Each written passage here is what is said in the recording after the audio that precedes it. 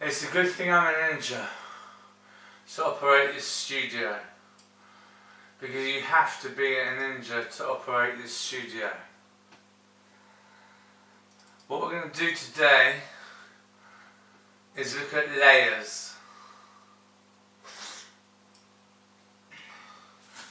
Because layers in Photoshop are hugely the portal to interdimensional creativity. And I don't use that term lightly. I am amazed how genius this Photoshop software is for the humble user like me. And my father, who is even more of a humble user, and of his ilk who aren't as schooled on computer technology in their generation as we lucky few were, and who thus can't get their head around layers. And Padre today pointed out to me that there was a good student, a good teacher of Photoshop online who was better at teaching specific tasks in Photoshop than the ones who rapidly go through their moves. And I know what they're talking about. Even I, who's quite rapid on what he knows, can't learn from these high speed teachers because they're too fast. How do you expect, it's like trying to help an old doddery lady across the road, but you've sprinted across before she's even realised the car's coming. So, what we're going to do, I'm only going to teach a basic lesson because I'm not an expert on Photoshop, but I have got my head around layers, and they are amazing. Let's think about this. There is your 2D face screen. This is the essence of cinema right in front of you. That is what all cinema is projected onto, ostensibly at the end of the day. A 2D flat white screen by which the artist renders his vision. Now imagine we want to get things exciting, we want to make things awesome and great. How do we do that? What's the difference between that, the essence of teaching in the world of cinema and TV, compared to reality? Well, it's depth, 3D, okay? What layers allow you to do is operate within 3D thinking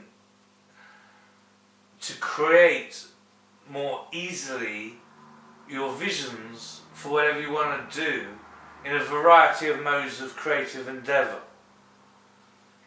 That was perhaps a bit long-winded for layers, but think of it like in animation they call onion skinning, because the skin of an onion is very translucent and you can see through it, which is the same kind of effect you need for the animation overlay when you want to look at one cell and go to the previous one.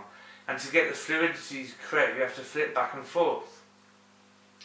The epics of animation were so devoted to a wonderful craft of beauty, I don't think they should be equated with the evils elsewhere within the same mode of industry.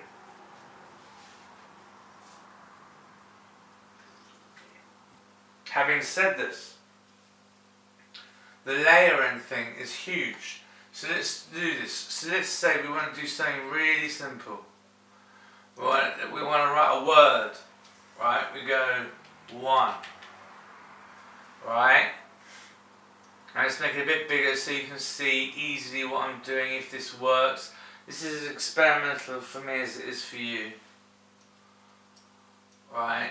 So you got 1. Now what I did there was I went to you should know how to do that, frankly. If you're even a beginner knows how to bring up text and make it large. But let's now do something interesting. Right click.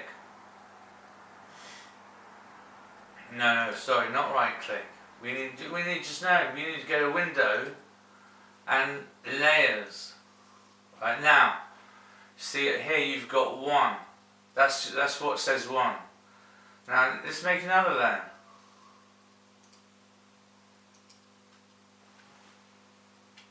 Two. And let's make it a different colour because we're creative geniuses. That's a bit dirty gold. I want to go for a lighter gold. A bit too light. Good. Right. Okay. So and we'll go 2 there. So now you see you've got 2 layers. You've got 1 and 2, which correspond over here to 1 and 2. Now these are very cool, right? Now let's say we wanted to twist these in entirely the same way. You can go to the first layer, click on it, hold down Shift,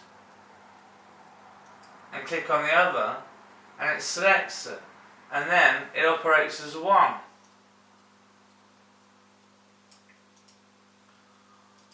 And you can do this ad infinitum with so many layers, not just text, you can do it with images. It's amazing, it's so cool. 3 is logically the next possible element to this creation, and I'm going to go with a nice cyan, I think. So there we are, we've got 1, 2 and 3. 1, 2, 3. We're talking basic maths, people. And you got 1, 2, 3. Now what should we do with this? Well, look. Let's grab 1. I'll take the 3, which we've just done, and opacity. Let's make it a bit. See what I did there? See what I did? Make it opaque. And what is really mental is that if you rasterize it by right-clicking and then a razor tool it around the edges,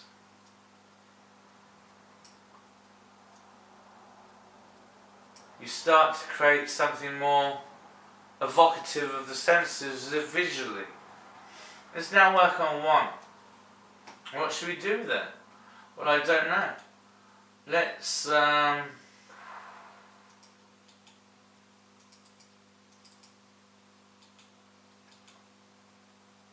see, this is what is weird on the right click thing. It's like magic in a way. It's the same bar. It's right click for both functions, but one works and one quite doesn't. I'm not quite sure how that works. But let's get a rasterized type. And okay, let's double this. Let's go to duplicate layer. Just go for the duplicate. You'll work out if you're semi-smart what duplicate layer functions those were and can do. And let's add some colour to this as well. Oh no! If you no, oops, screwed that up. Go back there. That's a good baseline default before you screw up, by the way. Now if we go here, oh no, I've done it again. I don't know what I've done wrong here. I think this is God teaching me a lesson in my ignorance. No, what? Oh, he's all gone, Peter. Okay, let's go back to 1. This is what I wanted. I was working on the wrong one. Okay, what was I doing? Right, double click on the layer and it brings up the colouring tool, colour overlay. Yeah, there you go. That's right. Okay, sorted. Well, okay, well that doesn't actually look that awesome, but if we turn them around, and you can swap the layers, right? So if you just grab a layer, that looks better. Right, let's move it, adjust it, and minutely. No, wrong way, wrong way. See, now that's looking pretty cool. And now, what you need, this is important, this is a good lesson. You take, if you want to compress that part of layering, but only those 2 parts, not the 2 and the 3, if you want to go follow your train of thinking into an idea. So you take the 1 layer, shift again, take the other one, and then right click and merge layers. This is hugely important in making awesome films. Because now, look, it's one. It's one layer. And now you can move it and groove with it. And that's so cool. It's so cool. I sing every day of modernity, living in the world of this technology. It is the hope of humanity that I think guides humanity to a better place of genius. So now I'm just getting silly, but you can see how beautiful things really can be when you just understand the power of layers. And this is so basic. Imagine multi-complex layers. When I did my Super Doodles cards, every card had, I think it was 60 layers. And I really went to town on that effort. And I'm not ashamed. I'm not ashamed. Disney was a huge influence for me as an artist as a boy, because his films were so fun and exciting and colourful. I loved them, and there was such a change from the drab of the British grey eternal gloom. I didn't see evil in Disney, and I still don't, to be frank. I still think they're geniuses. Beyond politics, but Disney wasn't like that. He was an artist. I think he cared about the vision, the story, and the great times. And that's it. There should be nothing sick beyond that.